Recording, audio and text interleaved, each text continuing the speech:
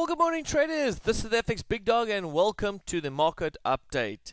If you have any questions regarding this review, please email me at analysis@infinitumfx.com. The website is on this page, or you can go onto our website and click onto the online help link for a private chat. We can certainly help you there too.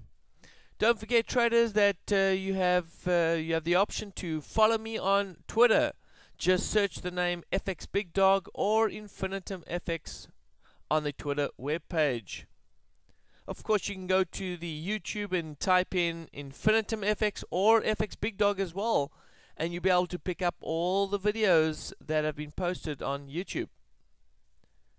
Just to note, traders, the Forex market is risky and is only intended for investors that can afford the risk. This video presentation is for educational purposes and not offering any trade recommendations. If you choose to follow a trade presented in the video, it will be at your own risk, of which we accept no accountability for your actions. We are of the understanding that all traders have the full awareness of the risk and are responsible traders. Do not trade a live account. Please do not trade a live account unless you have traded a successful trading strategy on a demo account for some time. Alright, now that we've got through that, let's go to the charts. We've got the daily chart open of the Great British Pound. You can see that the pound did form a hammer. Now, where I like to see a hammer formed is at the bottom of a run, not in between consolidation. You can see there was a bit of consolidation. There we saw a hanging man. Bit of consolidation on the daily. We can see that a lot more clearer on the 240 and the 60-minute time frame. I'm going to go through that in a bit. It looks like the bears are still not done yet, and they're looking to take control from the bulls. But we're still inside that consolidation. I'm going to show you that on the 240 time frame. If we break out of the range, we should drop down to around 5,800. That's what it's chasing after, the 382 bounce of the upward AB swing. This upward AB swing that I'm referring to is the intermediate swing on the daily. There it is there. 382 bounce is at 5,800. If it takes out the 382 bounce, we should get down to around about the 618 bounce, where we should find support at that point. 618 bounce is at 52.55. Let's move on. Let's move on to the 240. But before we move on, remember, we're still in this crown downward swing, this bearish crown swing on the daily. Okay, this would be the short-term crown swing, and it's chasing after the D extension at 5,800, which we did indicate it is the 382 bounce of the intermediate upswing. Moving on to the 240, we can see that the 240. There's that consolidation I referred to. The consolidation, you can see it's been ranging since it tried to break out of the B high. Let me go and compress the charts. You'll see this is the intermediate swing. This is the intermediate swing we have, and this intermediate swing is similar to what we have on the daily. The market pulled back to the 382 bounce, but look here, as I zoom in, you can see it's pretty much held support right here at 6,200. 6,200 has been the support area, and of course 66.57 has been the resistance area of this range.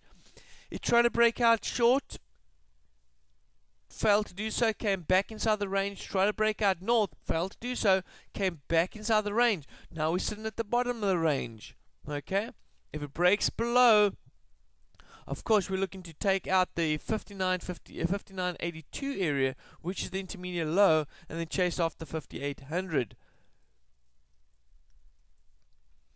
Are we in upswing or downswing? Well, we are in an upswing on the intermediate swings, but we're certainly bearish on the short-term swings. Remember, traders, we did say hold short with the bearish swings. Those position traders, I'm not referring to the scalpers, because you'll be going up and down as certain swings change on the lower time frames, but position traders need to stay with the swings. What swings would we follow? Short-term swings are probably the best swings to follow. It tightens up the stops. The intermediate swings, you could find stops as wide as 300, 400 pips. Short-term swings, we're looking at the latest short-term swing showing an A high at 66.23, B low down here at 61.52. We're still holding inside this 240 short-term swing. Markets now formed double tops. Look at that. Double tops at the 382 bounds. Bearish engulfing on the 240 as well. We're probably going to get a retest of the bearish engulfing, but we're still, of course, eyes on this consolidation. We want to break out of it, but we're certainly showing some type of indication that the bears have hit resistance. In fact, sorry, the bulls have hit resistance, and that indicates that the bears have got more control of what the bulls have. Now, what we're looking for, of course, a break out of 61.51 for the market to continue further down south to chase after 58.59, which is the de-extension of the 240. Alright, 5800, remember 5800 is a de-extension of the daily time frame as well. So we've got pretty much a follow-up of de-extensions as the market's going to break 61.51. Let's move to the from the 240 to the 60-minute time frame. Now, a lot of times when the 60-minute becomes confusing, move to the higher time frame, which we did look at the 240 time frame. Now, looking at the 60-minute, look at this. On the 60-minute time frame, we can see that the market has in fact moved to 86 bounds of this downward swing. But remember, we've already hit that de-extension. We've already hit that level. The de-extension was at 62.08. So being that, we need to know that the market is going to probably range, and which it has. Look how the market has come up to the 118 of this upward swing, and these two crown swings are pretty much cancelling each other out, because right now it's just basically in that range. So go ahead, traders, take out these swings and change the swing order. Okay, we need to now start focusing on the downswing, and the reason why we're focusing on the downswing, remember, we took out these lows, we got a strong bearish candle formation forming on the 240. So go ahead and just remove this out the way. Remember, clean up those charts, traders. You always need to clean up the charts when you've got stuff that's in the way. Take it out the way, clean the charts up. And what you want to see, of course, is a break of this support area right here. There it is. You want to see a break of that support. But right now, if you want to focus on any swing changes, it'll have to be a swing going down south. Why swing going down south? Well, the momentum shows that the market is showing down AB swings on the 240, and has also closed out with a bearish candle formation on the 242. So go ahead and put in some fib levels. Now remember, traders, you've got to wait for 2 to the right, 2 to the left. We've got 2 to the right, 2 to the left here for a high. We don't have a low formed yet, so you're going to have to hang tight and wait for the low form. But once the low has formed, you can go ahead and put your fib levels in and start looking for the retracements. And hey, as soon as you start getting bearish candle formations, you can certainly start trading that bearish candle formation off the 60-minute time frame.